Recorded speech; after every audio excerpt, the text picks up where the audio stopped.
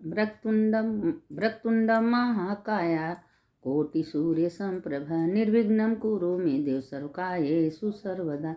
मंगलम भगवान विष्णु मंगलम गरुध्वज मंगलम पुंडरीकाक्ष मंगलाय तनो हरि अच्युतं केशवं राम नारायणं कृष्ण दामोदरं वासुदेवं हरि श्रीधरं माधवं गोपिका वल्लभं जानकी नायकं रामचंद्रं भजेहम।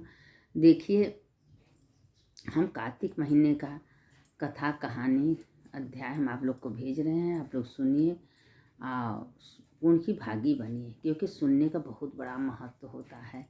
अब देखिए कि कार्तिक महीना में एक ब्राह्मण थी, बहुत दिनों तक उसको कोई संतान नहीं हुआ। बहुत तपस्या के बाद और कार्तिक महीना का उसकी जो माँ थी कार्तिक महीना का स्नान कर रही थी। करते करते 6 साल तक बीत गया था। तो एक दिन भगवान भोलेनाथ से कही कि प्रभु मेरा गोद भर दीजिए। तो 6 साल बाद भगवान ने उसको एक बेटी दी। अब बेटी बहुत सुंदर खूबसूरत थी और जो देखता था उस पर मोहित हो जाता था। लेकिन उसकी आदत एक गंदी थी कि कोई भी सामान बनाती थी पहले चीख लेती थी, खा लेती थी, रसोइया में जाती थी कहीं। और उसकी माँ सब बहुत परेशान, डांटती थी बेटा जूठा नहीं करते हैं। लेकिन उसकी आदत चटोरी नाम रख दी कि चटोरी है, जब देखा तब जूठा कर देती है। अब जहाँ शादी जब धीरे धीरे सयान हुई, बड़ी हुई, शादी लगने का जोग आया, तो अब सब कोई कहने लगा कि इसका शादी कैसे होगा। तो सबसे पहले उसके पिता ने बता दी मेरी लड़की में कुल अच्छाई एक कमी है कि कोई सामान जूठा कर देती है, चीख लेती है, तब शादी कोई न करे। कि भाई सबके में पूजा पाठ धर्म कर्म होता है, अगर ये ऐसा काम करती हम शादी नहीं करेंगे। अब ये क्या हुआ कि एक लड़का देखा, उसको बहुत खूबसूरत थी, लेकिन उसकी सुंदरता पर मोहित होकर हम शादी करेंगे। तो अपनी माँ से बताया कि माँ कहने हम ऐसी लड़की से शादी नहीं करेंगे बेटा, आए के घर में कुछ छूछा देगी, जूठा कर देगी, पवित्र हो जाएगा। तो कहे माँ अपनी बेटी समझ के माफ़ कर देना, उसके में कुल गुण है, खाली एक ही कमी है। ठीक है। अब वो माँ मना लिया, माँ तैयार हो गई। बेटे के आगे तो माँ झुकी जाती है ना। तो माँ भी तैयार हो गया, शादी कर ली, ससुराल गई। अब आदत से लाचार, कहीं सास बहू समझा बेटा पहले जूठा नहीं करती हैं, पहले भगवान को खिलाते हैं, ऐसे करते हैं। लेकिन उसकी आदत से लाचार थी। ऐसे करते करते एक दिन उनके घर में बहुत बड़ा पूजा रखा था, सत्यनारायण भगवान का, डाला छठ का, कार्तिक महात्म का कुल पूजा रखा था, राधा दामोदर का, कि भगवान को बुलाएंगे, कथा सुनेंगे।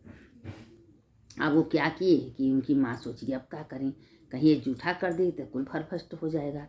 तो वो दिन झूठे करी बहू तुम जाओ, बहुत बड़ा पोखरा है, वहाँ से एक घड़ा पानी लेके आओ, अगर तुम पानी लेके आओगी तो भी पूजा होगा। अब वो बड़ी खुश हुई।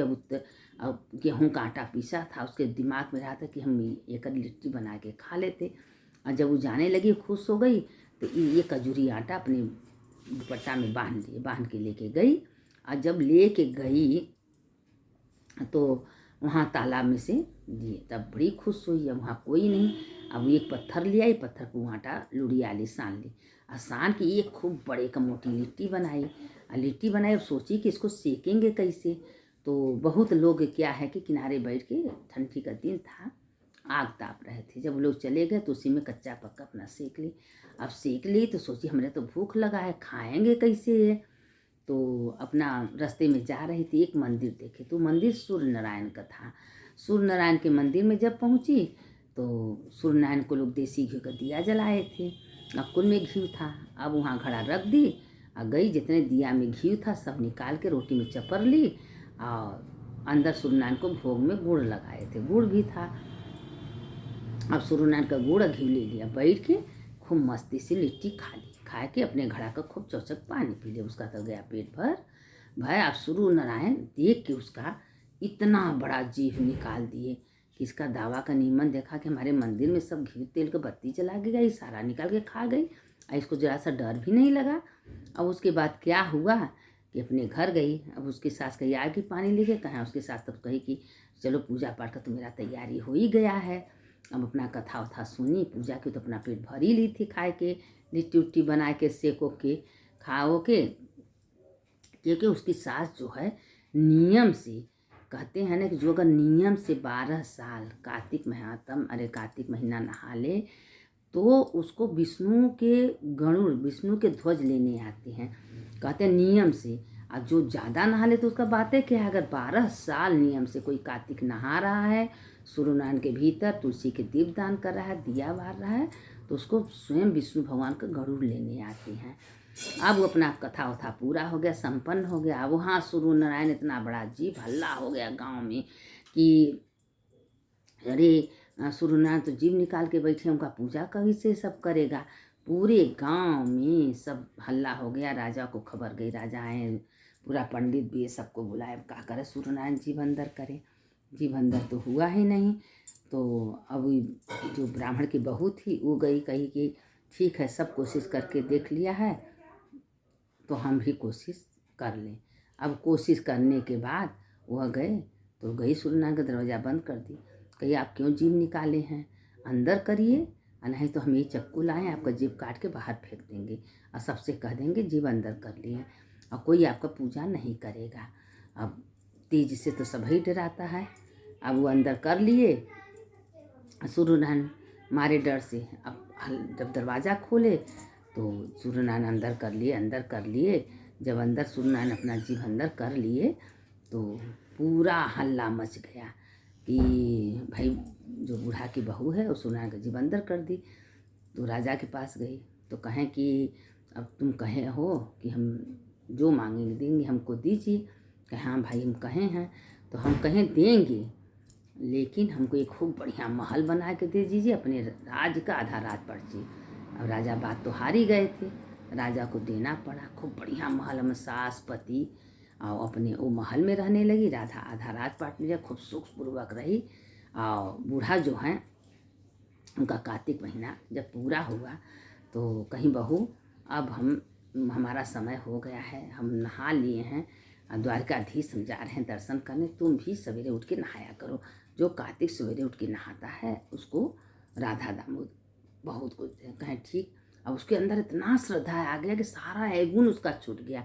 वो सवेरे कार्तिक नहाने लगी, आंवला का, पीपल का, तुलसी का दीप जलाने पूजा करने लगी।